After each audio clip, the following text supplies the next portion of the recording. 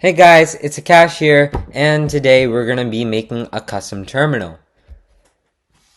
But before we get into that, make sure that you're subscribed and you hit the ring-a-ding bell. And now let's get started.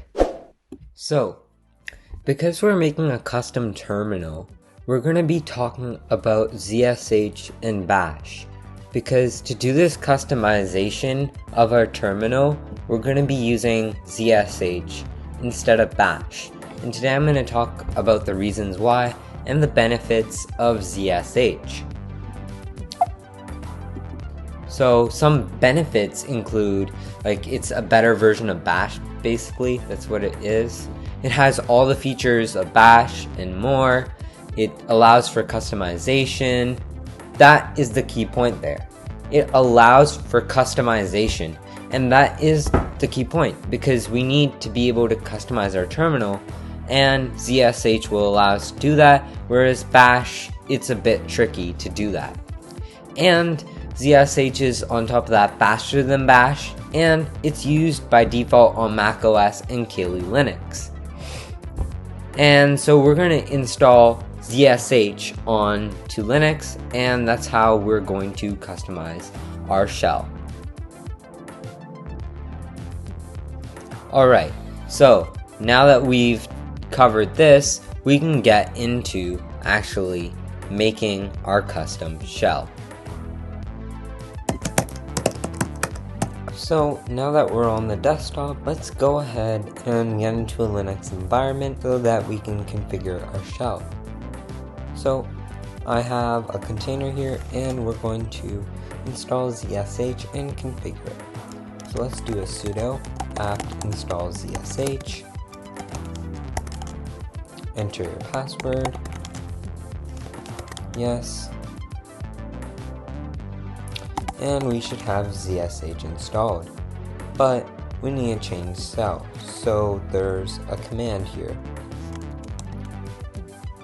change shell on Linux. So we're going to use the change shell on Linux to ZSH. Okay, so we're going to use this command right here, change shell to bin.bash to bin/zsh, and enter our password again. And now our default shell should be changed. But if we do echo shell,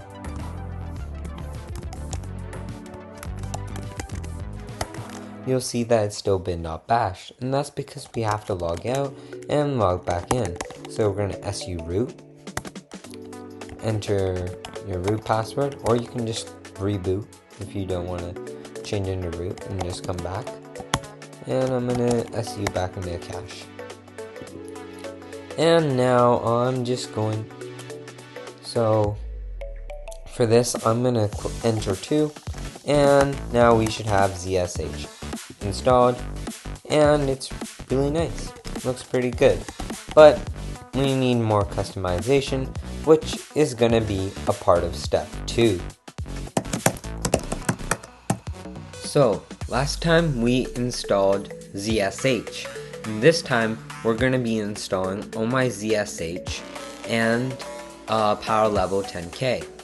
My Zsh allows us to manage ZSH configurations, and Powerlevel 10K is a ZSH theme. So let's get started and install them both. So starting off with My Zsh, we can visit their GitHub, and they provide instructions on how to install it. So let's use curl or whichever method you want to use. I'm going to use curl, and I'm going to paste that in, and look, okay, we don't have curl. Okay, cool. I guess I'll use wget because it's pre-installed with most Linux distributions. and wget should be. Oh, it needs git, right. So let's install git. Sudo apt install git. Enter your password. Go ahead with that. And then let's paste that command in. Okay, now we have My Zsh installed. And now you can see that my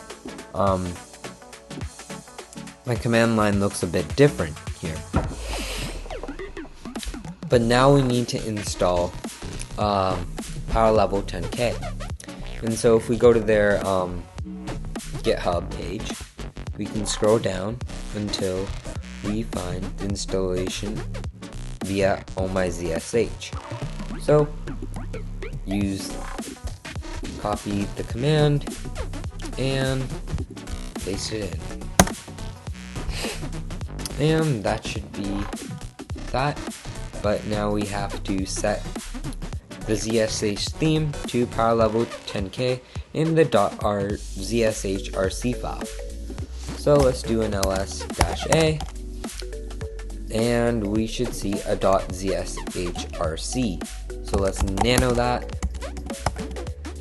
or whatever text editor you use. If you like Vim, you can use Vim. That works as well. So let's comment out the current ZSH theme, and let's paste in this. We're commenting it out just in case we want to go back. We can just uncomment this and comment this back. And let's do a Control X, Y, save, and now we can log out. Again, you can use Control D to log out, Control D, and Control D one more time, and log back in. And now once we log back in, you can see the options here. So let's look at the options. You can really choose whatever you'd like. So I think I will go with 1.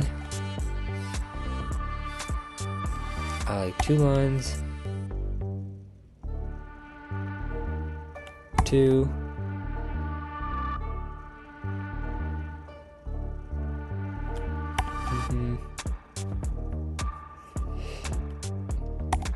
So these are really your choices. I'm just gonna select my option, but yeah.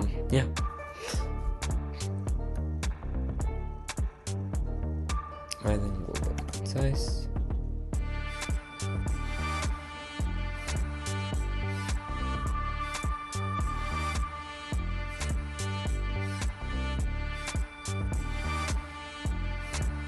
I think I like with. We'll go with verbose, which is recommended. We'll go with Y, which is recommended. And we are pretty much done. You can see that we have this really nice custom terminal. But we may want to see other things as well in our terminal. Like, let's say, the CPU usage, which is something that we can change. So let's nano.p10k.zsh.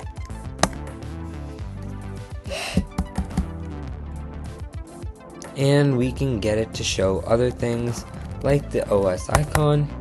Choose to show that. And let's get it to show some other things as well. We can get it to show the load. So we can uncomment that, which will show us our CPU. And let's say we want RAM. You can just uncomment any of these if you want to see that. I think I will also show IP, and that seems good enough for me.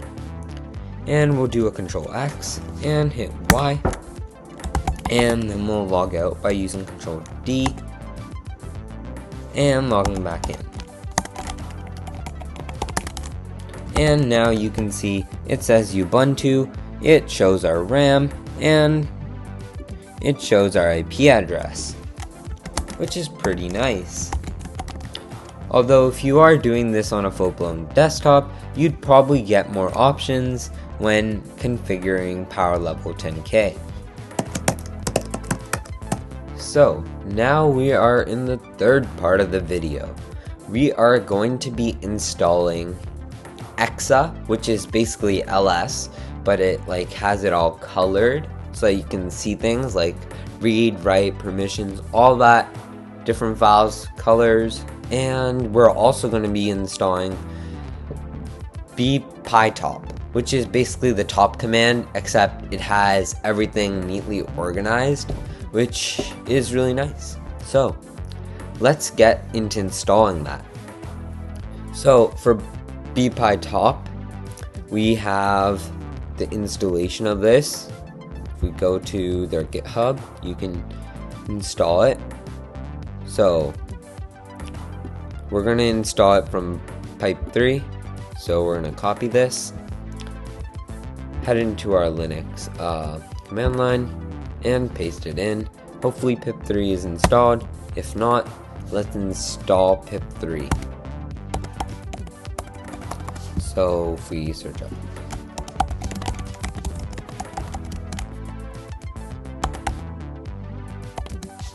on Ubuntu. Okay, so we can just do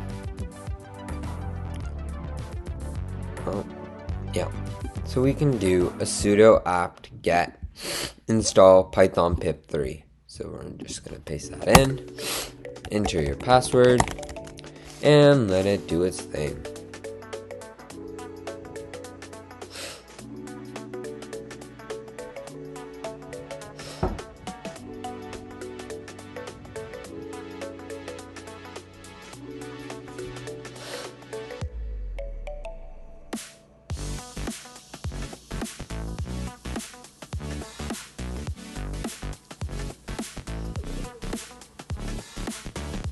Alright, now we should have pip3 installed. Let's just run pip3, and now we have it installed.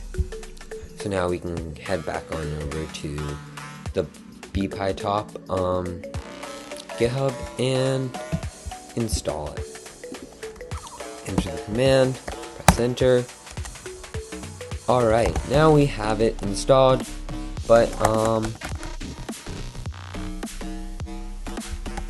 we may have to log out to actually get this to work. So let's just run this.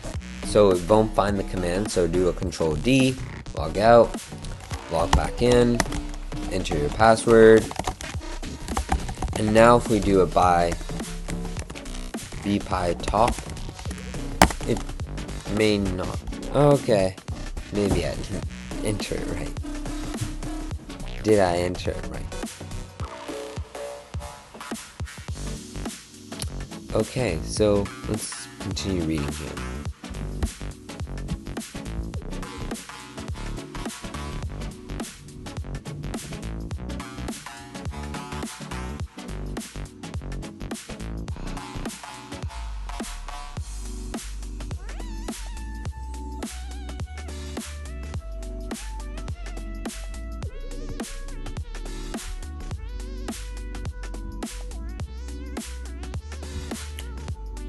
So interestingly, it is not working, because this is supposed to work.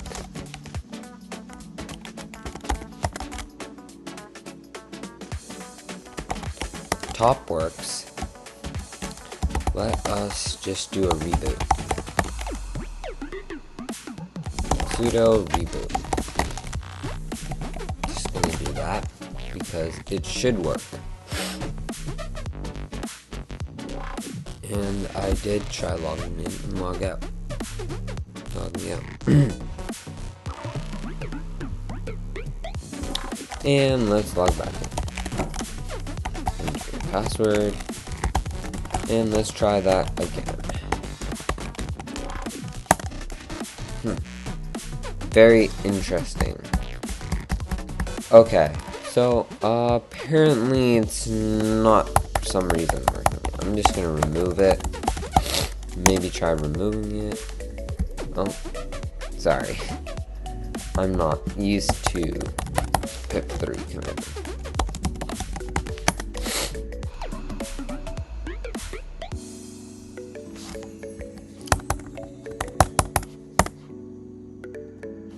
Yes. Okay.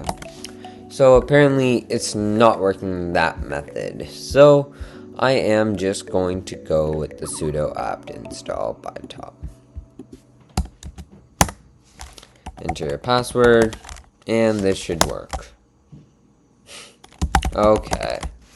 Do a by pi top. And let's do a control D. Get out of here. Log back in.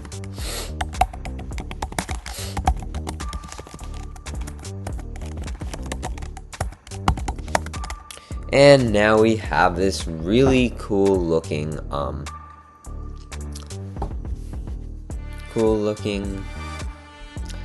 top. Basically it's the top command, except it's really nice looking. And you can see that I'm running an i5 2500 with the 2.3 gigahertz. And we're doing pretty fine. And we've used 2 GB, and yeah. But this is really a container, so it is just showing you what it's, because it's a container, so it's gonna be different results here. But you probably won't be running this in a container, so you won't have any of these issues. So let's do a control C to stop it, and you can see that top isn't that nice. It's like basically top, except yeah, that's basically it. And now let's install Exa. Exa is a modern replacement for LS, so let's install it. Linux installer. Where is our Linux installer? Debian. So do a sudo apt install Exa. Enter your password. And boom, we have Exa installed. If we do exa-a, you can see that it does show all this. Now if we do an Exa, it has, I believe, the same options as LS. So you can just write in this -al, and it'll give you all the read, write permissions and when it was accessed and all of that. So yeah.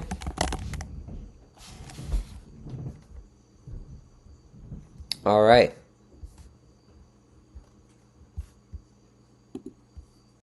Alright guys, that's the end of this video. Hope you did like this video, and I hope you do hit that subscribe icon so I can continue making more videos just like this one. Bye!